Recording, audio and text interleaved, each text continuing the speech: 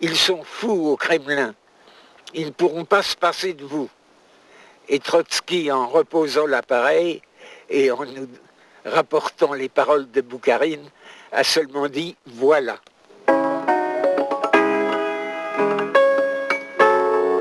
10 ans plus tôt, Trotsky était de la poignée d'hommes qui allaient ébranler le monde.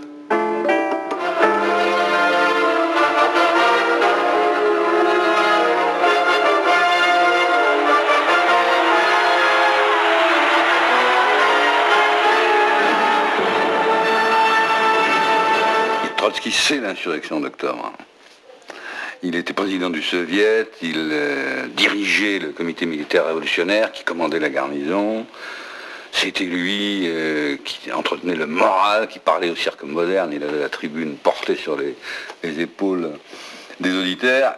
Et il y a des épisodes extraordinaires. Enfin, il y a celui de Pierre et Paul, la forteresse qui pratiquement empêchait les mouvements. Pour l'insurrection, il refuse la solution qui aurait consisté à la prendre d'assaut. Il y va, accompagné d'un camarade, assemblée générale. Il gagne la garnison, elle se rallie à l'insurrection. Ça, c'est Trotsky en octobre.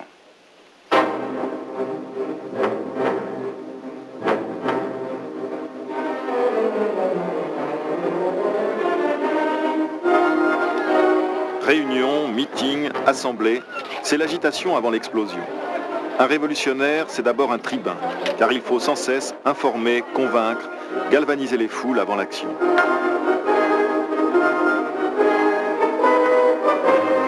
Et pour Trotsky, la parole est reine. Le pouvoir des mots a toujours surpassé celui des fusils. Signant sous le pseudonyme de La Plume ses articles politiques, Trotsky sera aussi la voix de la révolution.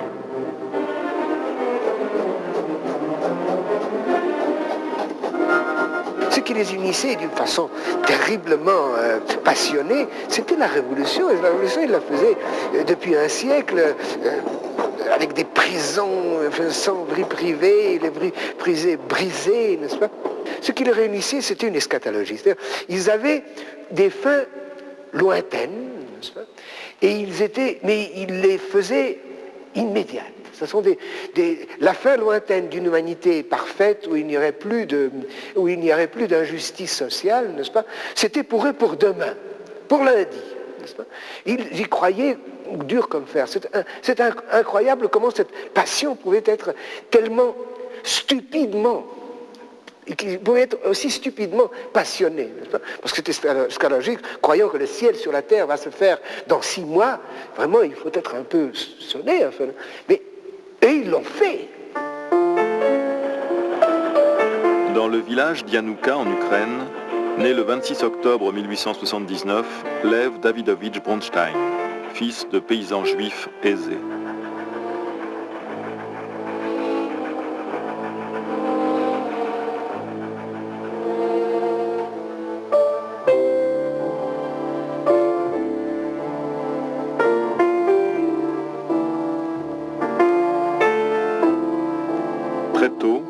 L'adolescent brillant s'indigne devant les injustices de cet empire féodal et s'engage résolument dans la lutte clandestine.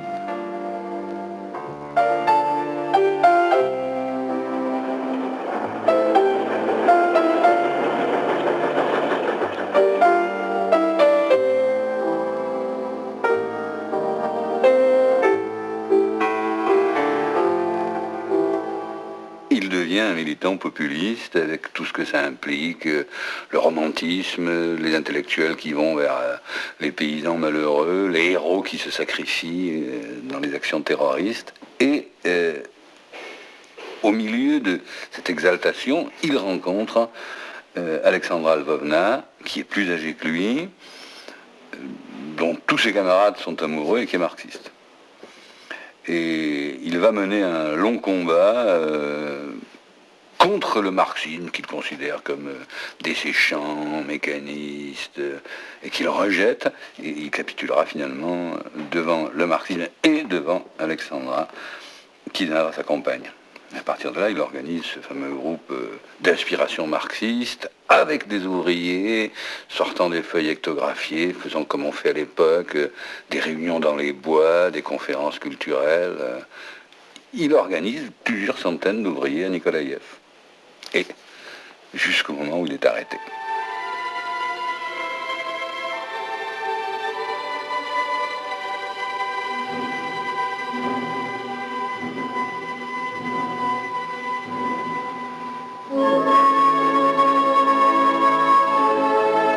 Condamnés en 1900 à 4 ans de déportation avec son épouse Alexandra, ils sont envoyés ensemble en Sibérie. Là-bas naîtront 2 filles, Zina et Nina. Collaborant à la presse clandestine et poussé par sa compagne, Lev Davidovitch s'évade pour rejoindre l'émigration marxiste en Europe.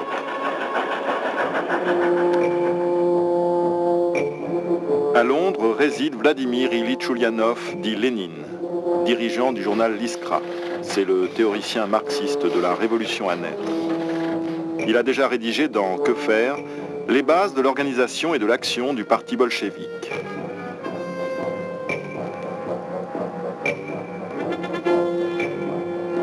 À l'aube du 20 octobre 1902, Lénine est réveillé par celui qui, de 10 ans son cadet, sera désormais connu sous le nom de Trotsky. Lénine, c'est pour Trotsky un modèle, c'est pour le rejoindre qu'il sort, et Trotsky, c'est pour Lénine, le jeune militant doué. Le premier contact est très bon, et très vite, à partir du deuxième congrès, tout change. À ce deuxième congrès, où Lénine et Trotsky se séparent sur la question de la direction, de la composition de la direction et de l'élimination des vieux, que Trotsky n'accepte pas. À partir de ce moment-là, il y a les bolcheviks, c'est-à-dire majoritaires, avec Lénine, les mencheviks minoritaires, dont Trotsky est pendant quelque temps, et qui au fond sont divisés sur la question, est-ce que c'est la classe ouvrière qui va diriger la révolution? Oui, disent les bolcheviks, non, disent les mencheviks.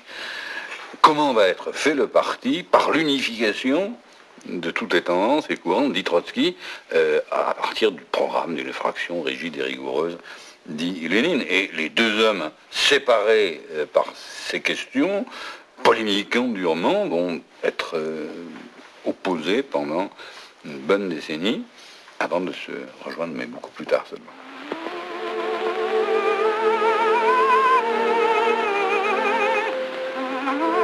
Quelques mois plus tard, le jeune Trotsky rencontre à Paris Natalia Sedova, qui deviendra la compagne de toute sa vie. C'était un être très frêle, mais doué d'une personnalité qu'on saisissait, qu'on percevait immédiatement. Elle était d'une extrême gentillesse dans les rapports quotidiens, très attentive, très fine, très sensible. Mais vous savez qu'elle militait avant de rencontrer Trotsky. Elle était à Paris, dans ce groupe. Elle s'était fait expulser toute jeune de l'université. Elle était allée continuer des études de botanique à Genève. Puis elle était venue à Paris renforcer ce groupe de l'Iskra. Et c'est à cette occasion qu'elle a rencontré Trotsky. Donc elle se considérait elle-même comme une militante à part entière.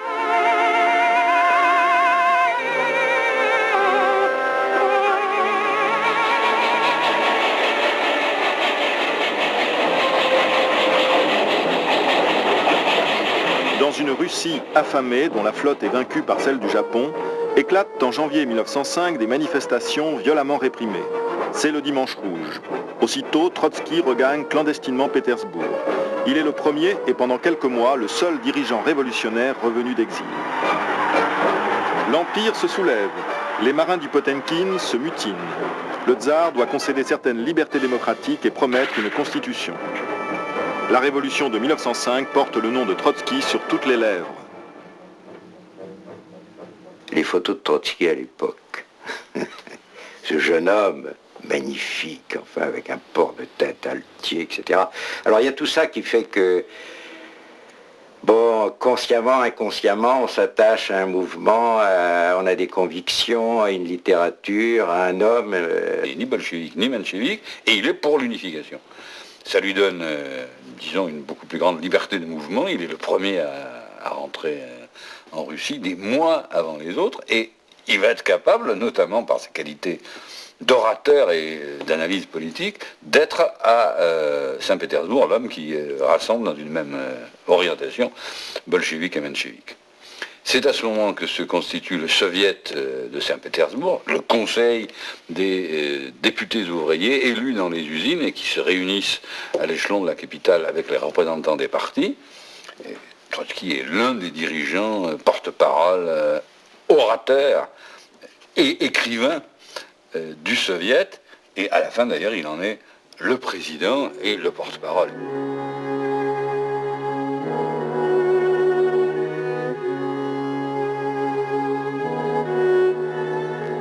Président du soviet de Pétrograd à 26 ans, chargé de préparer la grève et l'insurrection armée, Trotsky est arrêté en décembre avec ses compagnons et condamné, après un procès retentissant, à la déportation à vie.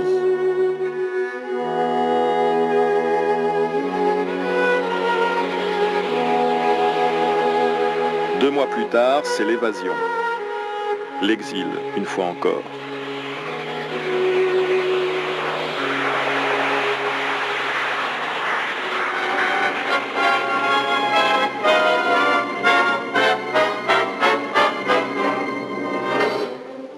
Sans répit, Trotsky reprend ses activités militantes, parcourant toute l'Europe. Il fonde la Pravda à Vienne, polémique avec Rosa Luxembourg, combat les positions de Lénine et des bolcheviks.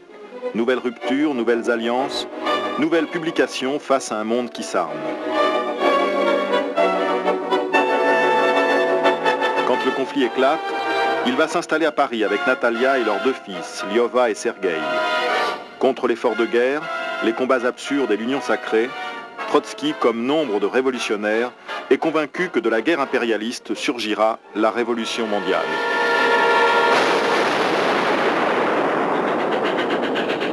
Expulsé de France en septembre 1916, c'est à New York que lui parvient la nouvelle de la révolution russe de février 17. Sans hésiter, Trotsky repart dans une Russie où le tsar a abdiqué sous la pression d'un peuple qui ne supporte plus le conflit qui s'éternise.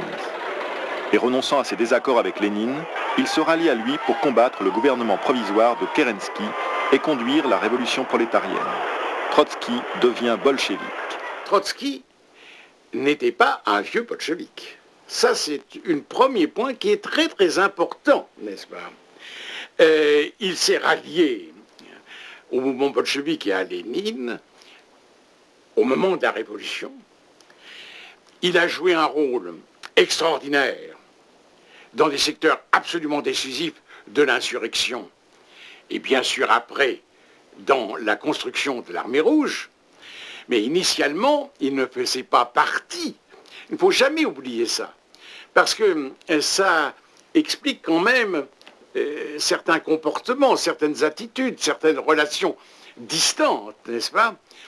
Or, il était devenu, dans une certaine mesure, le second de Lénine. Et de ce point de vue, quoique les choses n'aient pas ce formalisme, n'est-ce pas? Personne n'aurait osé dire à cette époque, c'est le second de Lénine. L'un et l'autre rejetaient la défense nationale, l'un et l'autre rejetaient la participation à la guerre impérialiste.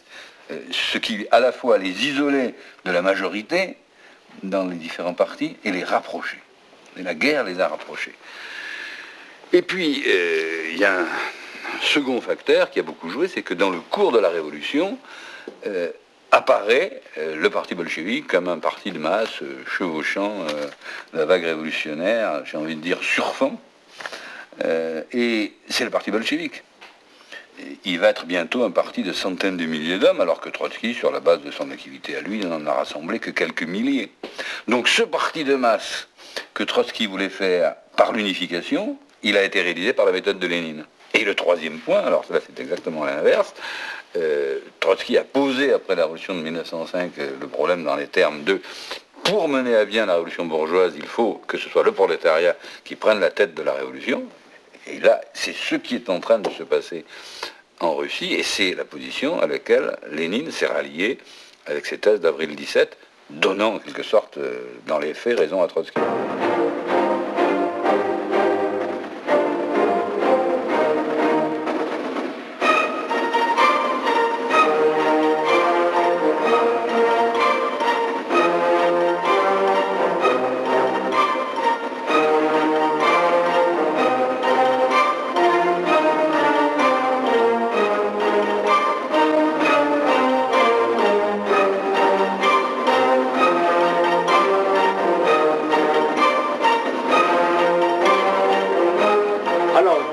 important relais de poste.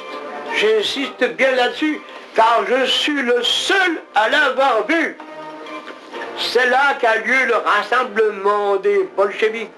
Combien était-il, ça je ne saurais le dire. Mais pas très nombreux. Quelques milliers, 3 000, 4 000 au maximum. Et encore, je n'en suis pas sûr. Nous devons donc faire l'immense tour, c'est-à-dire au sud-est de Moscou, pour revenir. Or, tout au long de notre route, ce sont des barricades occupées exclusivement par des soldats de la garnison, c'est-à-dire par des moujiks, c'est-à-dire par des paysans en uniforme. Il n'y a pas d'ouvriers. Les ouvriers sont mobilisés dans les usines. C'est donc à Moscou la garnison hostile à la guerre, favorable à Lénine et à Trotsky, qui s'est emparé du pouvoir. Sans elle, les bolcheviks, du moins le groupement que j'ai vu, ont été vaincus et battus à plat de couture.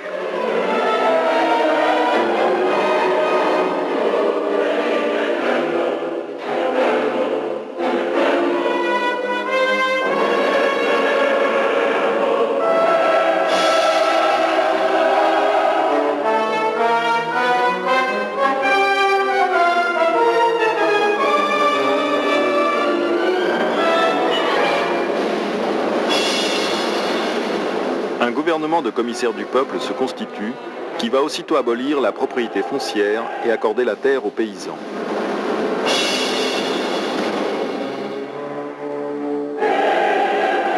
Maria, la jeune épouse d'Alex Йоффе, ami de Trotsky, était présente lors de l'annonce des nominations. Затем появляется через некоторое время и говорит, министр, он только одной ногой входил в нашу комнату, вторая нога была за дверью. Да, и говорит, министр иностранных дел Троцкий, и мгновенно исчезает. Через некоторое время приходит и говорит, министр просвещения, мы все хором, Луначарский! Да, совершенно верно, Луначарский. Вот такие времена были, да. И действительно приходит через некоторое время и заявляет, министров никаких не будет. Полное молчание. Будут народные комиссары. И будет совет народных комиссаров. Тогда, понимаете, я кричу, а кто предложил? Троцкий. Да. И кто-то другой говорит, слушай, да не беги ты, а кто председатель вашего этого совета народных комиссаров? Ну, дурачье. Конечно, Ленин.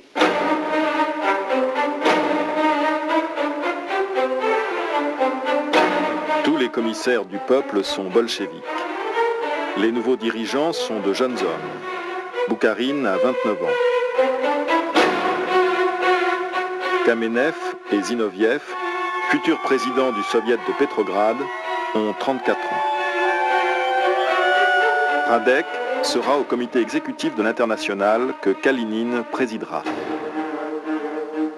Aux affaires étrangères, Trotsky est entouré de ses vieux compagnons d'exil, Yoffe et Rakovsky.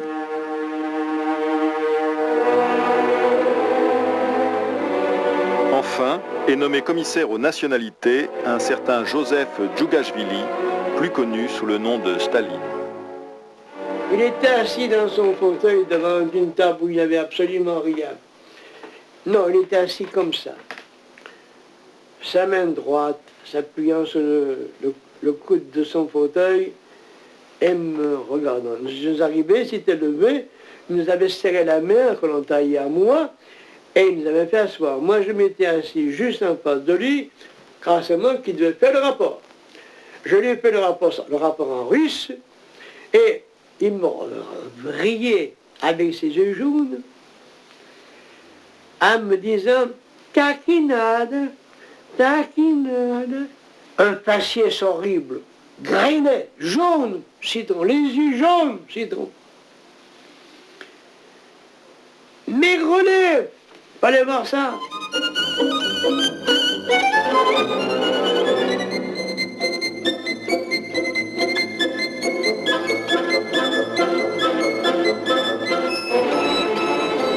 Bien avant que Staline accapare tout l'État, la question de la démocratie se pose dans la jeune république des Soviets.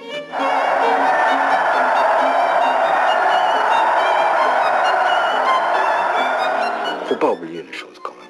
C'est que la Russie, là je parle au sens traditionnel du terme, la Russie des tsars et la Russie aussi bolchevique depuis Lénine, dans toute son histoire, n'a connu que 7 mois pendant lesquels il a été question de démocratie. C'est de février 1917 à octobre 1917. Et Lénine a pris le pouvoir en déclarant carrément la démocratie, on n'en veut pas, on n'en a pas besoin, et il n'y en aura pas. Et d'ailleurs, la première chose importante qu'il a faite, ça a été de liquider l'Assemblée constituante qui venait d'être élue, dans laquelle il n'avait pas la majorité, loin de là, puisqu'il n'avait que 25% des voix, alors que les socialistes révolutionnaires, un plus grand parti traditionnel de la Russie, avaient 60%, plus de 60% des voix. Lénine et Trotsky, parce que là-dedans il n'y a pas long, on a les accords entre eux, Lénine et Trotsky considèrent que la démocratie bourgeoise, limitée par la propriété des moyens de production, qui font qu'on peut à la fois s'acheter un journal ou un bordel, considère que cette démocratie bourgeoise n'est pas la démocratie.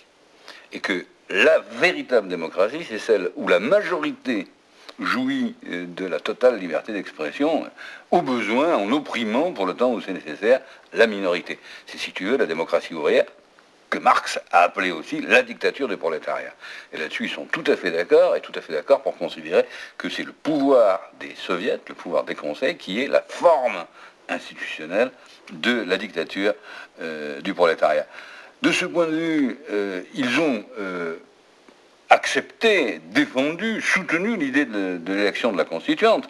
Mais quand la constituante se présente avec un programme qui signifie le retour en arrière, le retour sur toutes les conquêtes de la Révolution, ça ne les intéresse plus, ils ne sont plus pour la constituante. Ils considèrent comme parfaitement démocratique de se débarrasser de cette constituante qui n'a qu'un sens, l'organisation de la guerre civile contre ceux qui exproprient les expropriataires et qui veulent mettre fin à la guerre. Pourtant, très vite, la République soviétique ne connaîtra qu'un seul parti, qu'une seule presse. Pour Lénine, comme pour Trotsky, seule la dictature du prolétariat, par la voie du centralisme démocratique, sous l'impulsion du parti bolchevique, est à même de conduire le pays vers le socialisme. Dès le début, de violents combats les opposent aux autres forces qui ont soutenu l'insurrection. Les mots d'ordre s'imposent plus que jamais.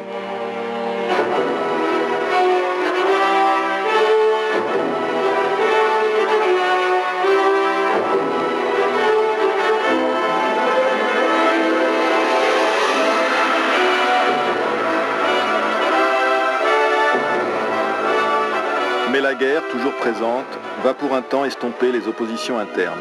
Sur le front, par milliers, les soldats désertent ou fraternisent. Les bolcheviks ont promis la paix immédiate, mais le parti est partagé devant les conditions allemandes. Lénine est partisan de les accepter, Boukharine veut mener la guerre révolutionnaire, Trotsky, lui, propose d'arrêter les combats sans signer la paix. Sa position l'emporte au comité central.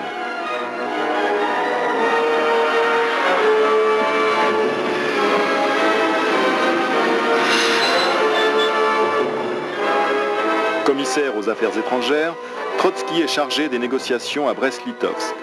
Il annonce que son pays se désengage.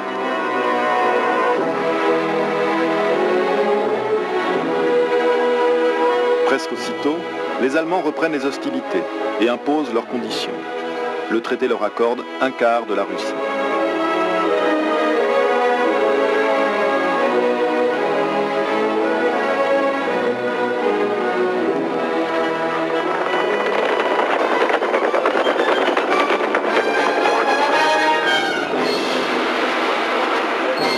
C'est la guerre civile.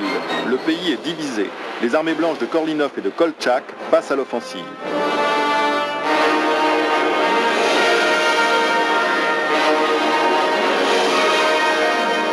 C'est la guerre civile, soutenue par les puissances hier encore ennemies, s'alliant dans une nouvelle union sacrée face à la menace rouge.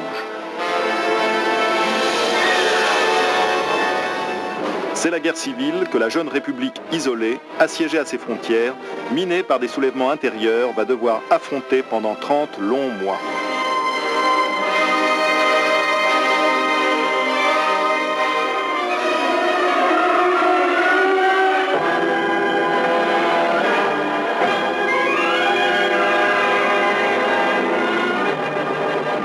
fois de plus, Trotsky est l'homme des situations critiques. Président du Conseil suprême à la guerre, il va construire en quelques mois l'armée rouge. Mai 1918, 300 000 soldats démoralisés. Décembre 1920, plusieurs millions d'hommes équipés et encadrés.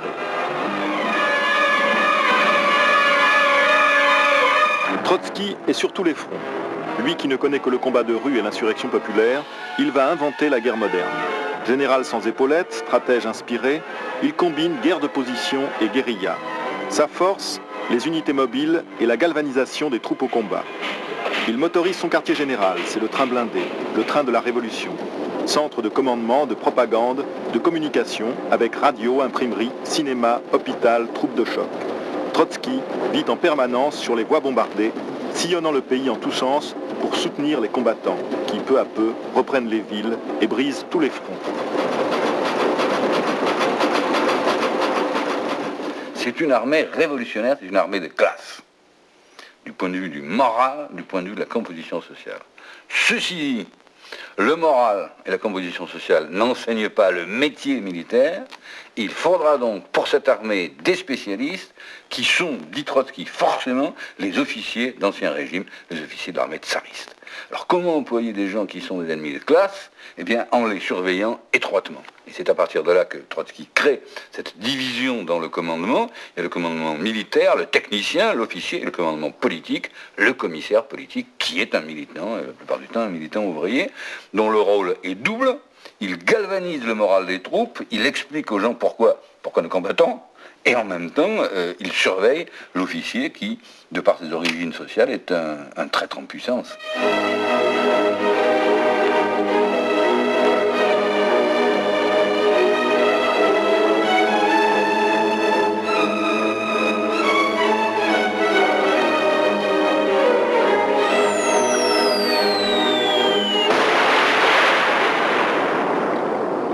Fois que les Blancs s'emparent d'un territoire, d'une ville industrielle, on tue tous les communistes, on les massacre.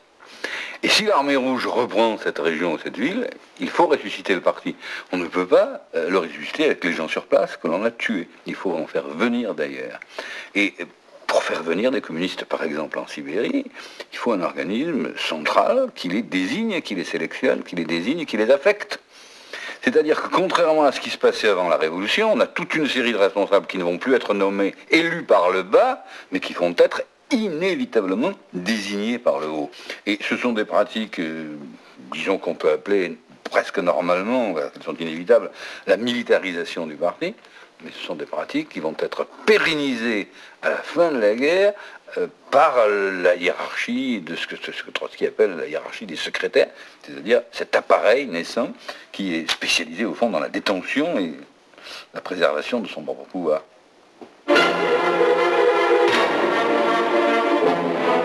Pour soutenir l'effort d'armement, Lénine impose le communisme de guerre. On réquisitionne les récoltes aux paysans à qui l'on avait distribué les terres.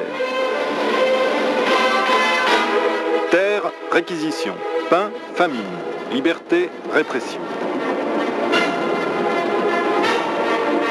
De chaque côté, on exécute, on fusille, et partout des hommes sourient à la mort, comme ce soldat rouge face au peloton de Koltchak.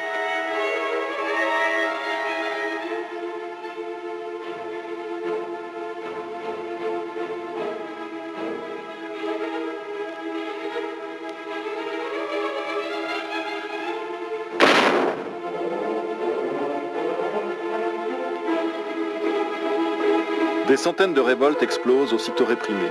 C'est l'anarchiste Makhno, c'est Tambov, c'est Kronstadt. Kronstadt, place forte, qui contrôle la Baltique et Petrograd. Kronstadt, en rébellion contre les bolcheviks. Celui qui connaît bien l'histoire de Kronstadt, il a l'impression que Trotsky a voulu détruire Kronstadt. Kronstadt était venu pour prendre le palais d'hiver. Les marins étaient arrivés de la Baltique pour appuyer à Moscou et à Saint-Pétersbourg l'effort des révolutionnaires. Et ils avaient pris parti pour Lénine et les autres, qui paraissaient les plus révolutionnaires, pour lesquels le centralisme démocratique n'était pas encore devenu ce que ça sera par la suite, bien sûr. Et ils étaient retournés, naturellement, dans leur pays, dans leur bateau. Leur pays, c'était leur bateau. Et en voyant se développer la révolution, et particulièrement la révolution, le caractère agraire de la révolution, alors ils ont protesté, et ça s'est arrangé. Je peux me tromper, mais j'ai des opinions, j'ai été de ceux qui ont pensé que Lénine aurait peut-être arrangé les choses. Mais Trotsky a voulu sa bataille de Kronstadt.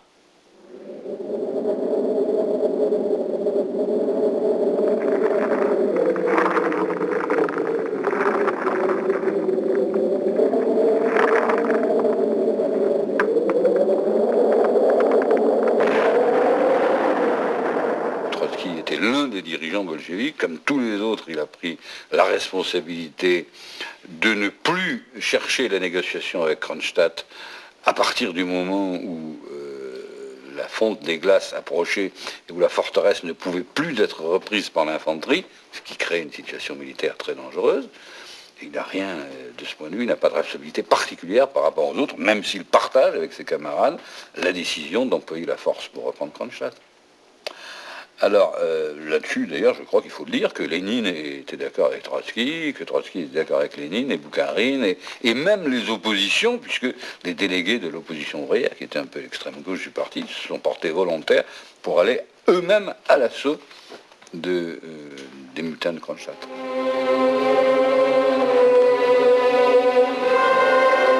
Tous les bolcheviks sont d'accord, Kronstadt doit tomber. Trotsky est solidaire. Kronstadt, qui proteste contre le communisme de guerre, qui se réclame d'une révolution d'essence libertaire comme Makhno, est écrasé au nom des principes d'une autre révolution. Le 18 mars 1921, l'assaut est donné, 30 000 morts.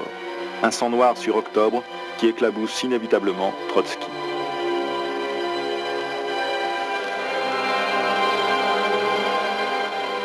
Trotsky a dit, je crois, au 10e congrès, nous avons ruiné la Russie pour battre les Blancs. C'est une formule effectivement très éclairante.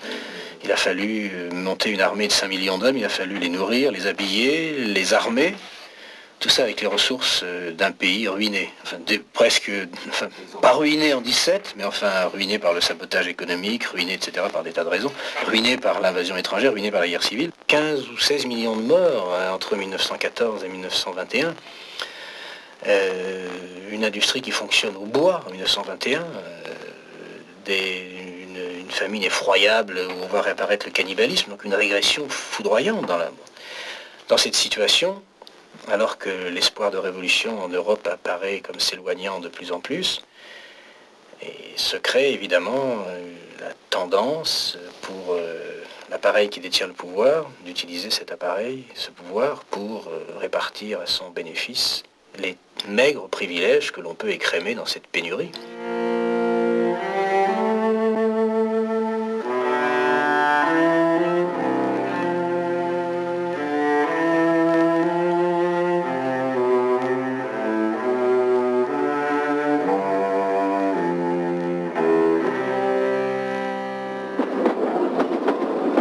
Au début de 1920, Trotsky avait proposé de desserrer l'étau des contraintes économiques en redonnant notamment la liberté de vente aux paysans.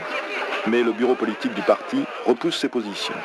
Un an plus tard, Lénine fait adopter la NEP, la nouvelle politique économique de réconciliation avec les paysans, reprenant en partie les suggestions du chef de l'armée rouge.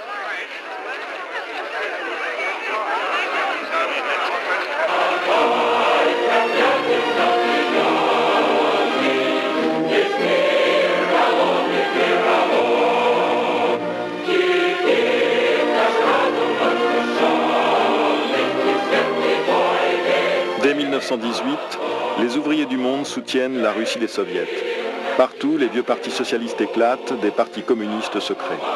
Trotsky, comme Lénine, est persuadé que la victoire en Russie n'est que la première étape vers la révolution européenne puis mondiale. Lénine et Trotsky et le groupe des bolcheviks qui étaient avec eux étaient entièrement convaincu que le choix était simple.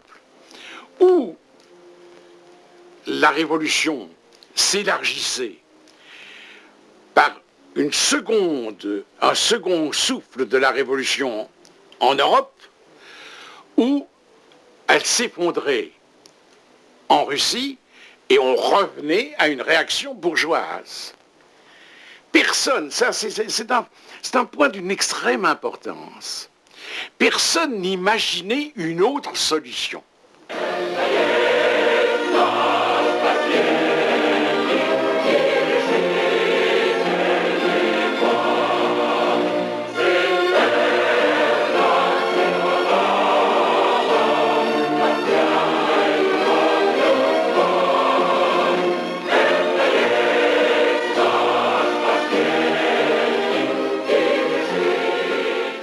En fait, la Troisième Internationale, l'Internationale communiste, le Comintern, comme on disait à l'époque, ne sont vraiment devenus une organisation qu'à partir de l'année suivante, à partir de 1920, après la fin du blocus, etc.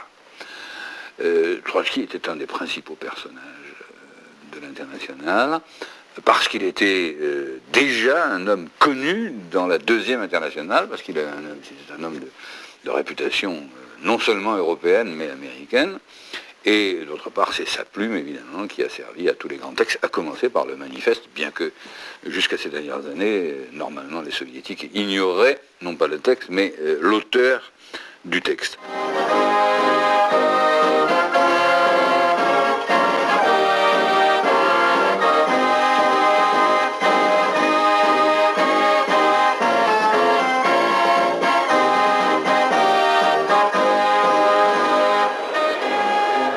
À Moscou, en 1920, des délégations des partis ouvriers de tout pays assistent au deuxième congrès de l'Internationale, où siège un bureau permanent chargé d'élaborer, d'organiser et de coordonner la stratégie de la révolution mondiale. Trotsky est particulièrement attentif à la situation allemande.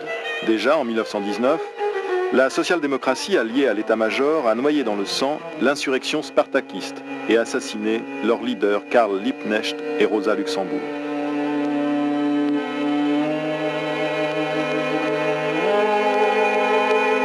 En 1923, c'est à nouveau l'espoir chez les révolutionnaires allemands. Trotsky, de toutes ses forces, sonne l'alarme. Il sait créer en Allemagne une situation révolutionnaire.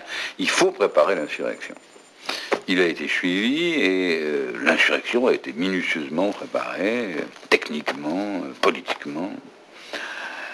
Et finalement, comme nous le savons, cette insurrection n'a pas eu lieu, en partie parce que la direction de l'Internationale, celle du parti allemand, peut-être parce qu'elle s'y était pris trop tard, ont reculé devant le geste décisif, comme Zinoviev et Kamenev l'avaient fait en 17, reculer devant l'insurrection. Et c'était ce recul, le fait que l'insurrection a été décommandée, constituait alors une défaite morale très importante. Et là aussi, Trotsky a été le premier à mesurer la portée de ce recul, qu'il critiquait, et qu'il n'approuvait pas, mais pour lequel il n'avait pas eu la possibilité de jouer un rôle direct, puisque le parti russe avait repoussé la proposition que les Allemands avaient faite d'envoyer Trotsky sur place en Allemagne pour diriger l'insurrection.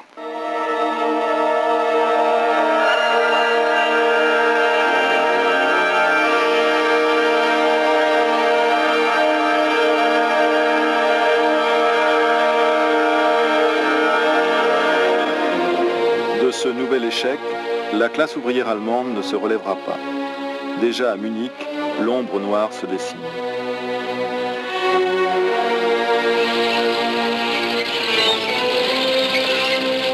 Après le fiasco de 1923, il devenait évident que la révolution était pour longtemps isolée en Russie. Donc il fallait vivre, il fallait tenir, et c'est à ce moment-là que Staline a inventé son socialisme dans un seul pays, et c'est à ce moment-là que s'est trouvé posé le problème de la dégénérescence de la révolution isolée dans un pays pauvre et arriéré. Chargé de la réorganisation des transports et de l'économie, Trotsky est à l'apogée de sa popularité en 1922. Certains lui reprochent son manque de sociabilité. Il est vrai qu'il est souvent guindé, un peu distant, ne pratiquant pas le tutoiement couramment utilisé, et tolérant mal que l'on fume en sa présence. Il est préoccupé par le relâchement qui se manifeste de plus en plus à la tête du parti. Malgré son état maladif préoccupant, Trotsky multiplie ses activités, ce qui lui laisse peu de temps pour sa vie familiale.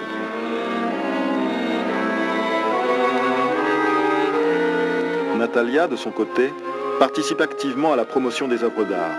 Ses deux fils font partie des Komsomol. Quant à ses deux filles, qu'il revoit de temps à autre, elles sont comme leur mère des militantes actives.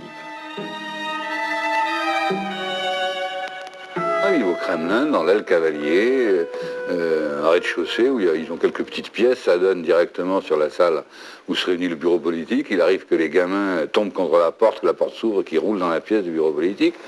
En face, il y a Staline. Alors, il y a des problèmes parce que Staline rentre tard le soir et comme il est paresseux, il se fait mener par sa voiture jusqu'à sa porte, donc il réveille tout le monde.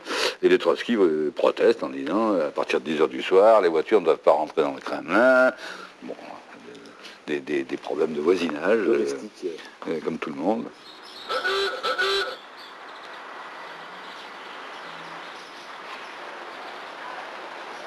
En dépit de quelques points de divergence, Trotsky reste très proche de Lénine, qui lui propose de former un bloc contre la bureaucratie montante.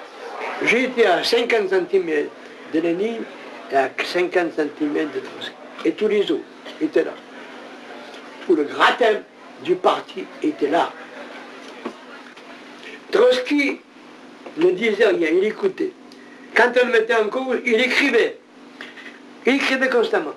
Quand on le mettait en cause, il levait la tête, son porte-plume en l'air, et se remettait à écrire.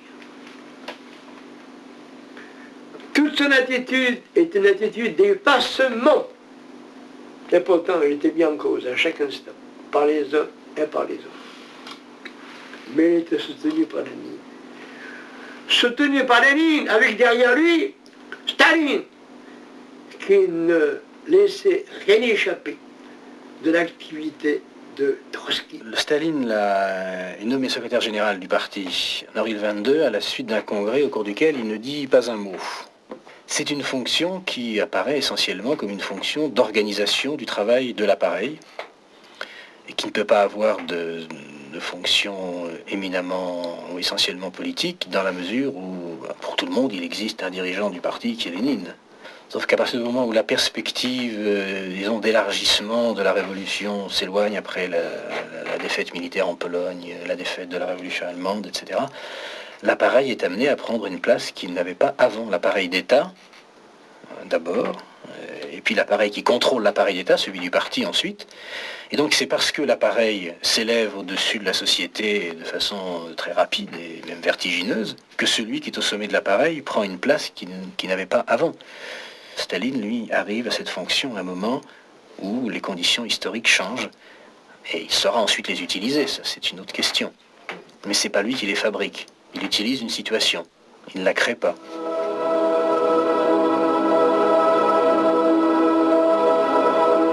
Pour la première fois, en novembre 1922, Lénine est absent des cérémonies anniversaires de la Révolution.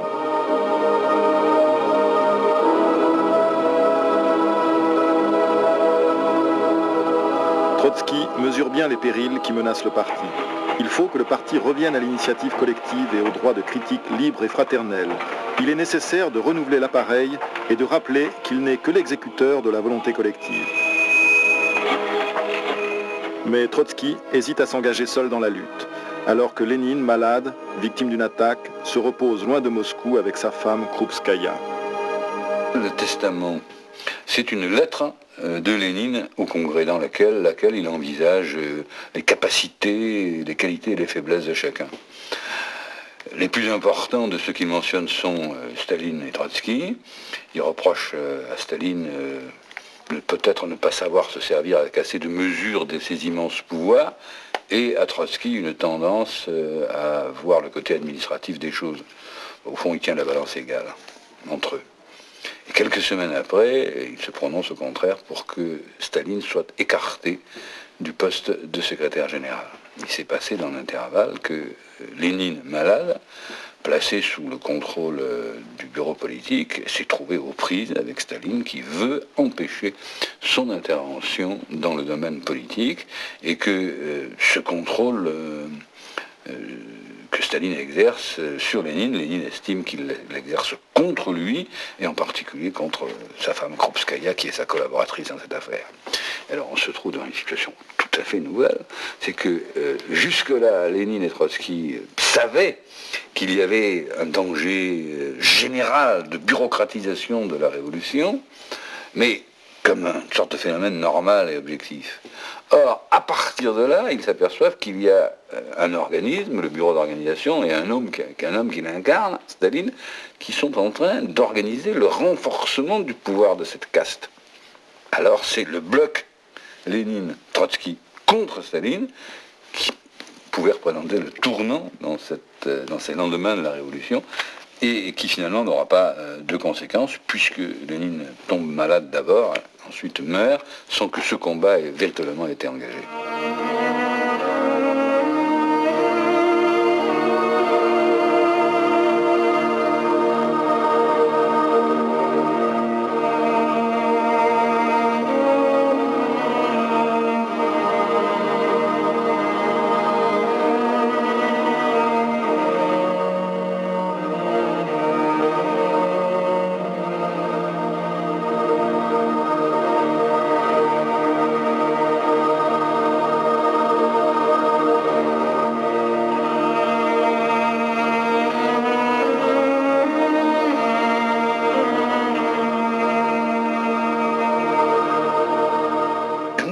À ce moment-là, j'avais 15 et 16 ans, mais je travaillais à mes croûtes et j'étais déjà un militant, un jeune militant. Eh bien, on pensait que Trotsky balayerait Staline, naturellement. Et ce que j'ai eu dans la tête, c'est que la défaite de Trotsky à Moscou, ça a été la victoire des médiocres sur un type de qualité extraordinaire, on ne peut pas dire, même si on ne l'aime pas, naturellement, un Radek, un Zinoviev, une planche.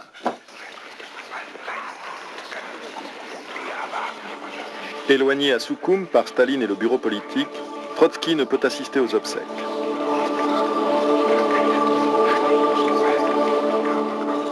Et déjà, les principaux dirigeants se sont ralliés à Staline. Trotsky dit quelque part, il répond aux reproches qu'on avait fait. Il avait le moyen de faire un coup d'État, puisqu'il dirigeait l'armée rouge. Encore qu'il ne suffise pas d'être le dirigeant politique d'une armée pour pouvoir faire un coup d'État. Mais en tout cas, là n'est pas la question. Il répond, mais si j'avais fait ça, j'aurais dû représenter les intérêts de ceux avec lesquels j'aurais pris le pouvoir. Or, l'avant-garde de la bureaucratie, c'était précisément la caste militaire, qui était la mieux placée, et qui, d'ailleurs, démontrera une capacité tout à fait remarquable au cours de l'histoire de l'Union soviétique à emmagasiner des privilèges particulièrement grands. Et cette caste est la plus avide, d'ailleurs, la plus avide de profiter de la paix, la plus avide de profiter de la belle vie, même si c'est relativement beau. Et tout coup d'État appuyé sur cette caste militaire, même si c'était des gens qui avaient beaucoup d'admiration pour les talents de Trotsky comme stratège ou autre, ou comme organisateur, ne pouvait avoir qu'un sens social. C'était, enfin, toute comparaison pour ce qu'elle vaut, mais ça aurait été le 18 Brumaire. Trotsky a choisi de ne pas être un homme du 18 Brumaire. C'est assez absurde de lui reprocher de ne pas avoir été Louis-Napoléon Bonaparte.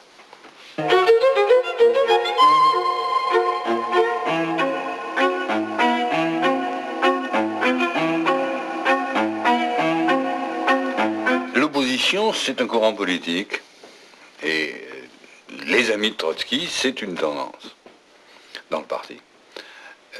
Staline, c'est une fraction qui a le pouvoir. C'est donc un combat tout à fait inégal. Les premiers se battent avec des programmes, des idées, des analyses, et les autres se battent avec tous les instruments du pouvoir, y compris la police, la possibilité d'arrêter, de museler les gens, le droit de censurer, et tout ce que tu vois.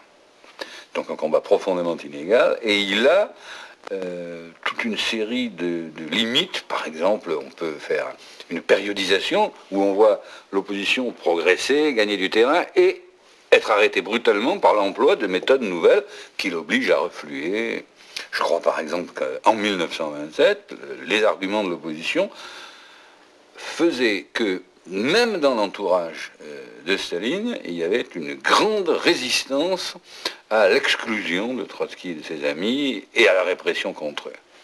Et là, Staline a sorti ses armes secrètes, c'est-à-dire la provocation policière, la fabrication de complots militaires, de liaisons avec des blancs, qui étaient destinés à faire peur à ses propres camarades et à leur arracher la décision de passer à une répression contre l'opposition de gauche dont ils ne voulaient pas, et en quelque sorte à leur forcer la main. Et au bout du compte, c'est l'appareil qui triomphe, mais c'est l'appareil qui triomphe par la police, et disons-le, l'opposition vaincue, c'est le parti qui meurt.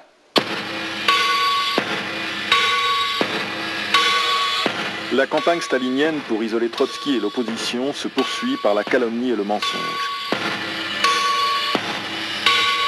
En 1925, Trotsky est démissionné du Conseil de guerre et muté à la direction d'un organisme technique. Finalement, isolé au bureau politique, il est exclu du parti lors du 10e anniversaire d'octobre. Ses amis sont emprisonnés ou éloignés. La victoire de Staline est complète.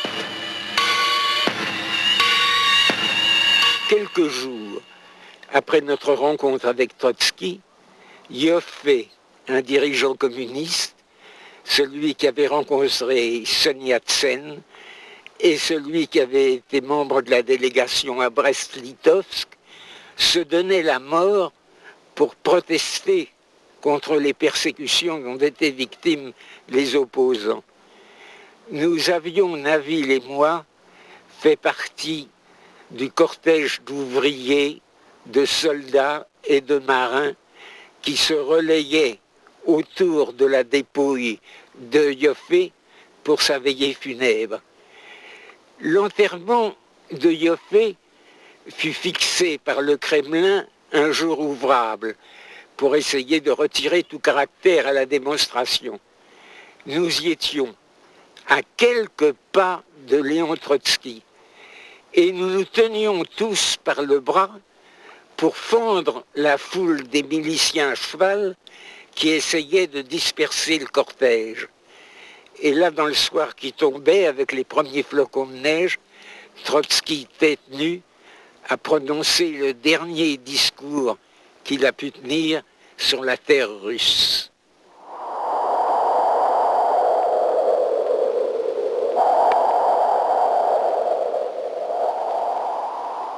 En janvier 1928, le GPU enlève Trotsky de force pour l'expédier à Alma-Ata avec Natalia Eliova. Il sera ensuite déchu de sa nationalité et expulsé vers la Turquie le 22 janvier 1929.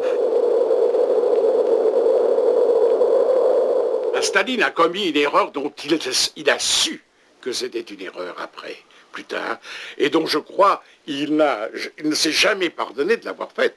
C'est qu'il a exilé Trotsky. Ça a été l'erreur capitale de Staline, n'est-ce pas? Il a cru que c'était trop tôt pour tuer Trotsky. Il ne le pouvait pas. Les conditions dans la direction soviétique de l'époque ne le permettaient pas encore. Mais il aurait pu, dans quelques années après, exécuter Trotsky comme il a exécuté tous les autres. Mais il a cru, n'est-ce pas, il craignait que que Trotsky, même isolé, n'est-ce pas, représente un pôle d'attraction pour une opposition qui demeurait une opposition vivace. Donc, il a pensé que, en excluant Trotsky de l'Union soviétique, en l'envoyant à l'étranger, il l'isolait. Ça a été son erreur capitale. N'est-ce pas? Et je crois qu'il ne s'est jamais pardonné, et ce qui explique d'ailleurs qu'il est constamment cherché à le tuer. Lénine momifié, Trotsky banni, l'opposition ralliée ou réduite au silence, la République des Soviets pénétrait dans sa période glaciaire sous la férule d'un nouveau tsar. Toujours inflexible face à tous les ennemis de la révolution, Trotsky va devoir affronter un parti gangréné par l'appareil bureaucratique incarné en Staline. Dans un combat désespéré, l'exilé va livrer une lutte politique de tous les instants, afin d'inverser le cours de l'histoire et tenter de sauver cette révolution socialiste qui avait suscité tant d'espérance et à laquelle il avait voué totalement son existence.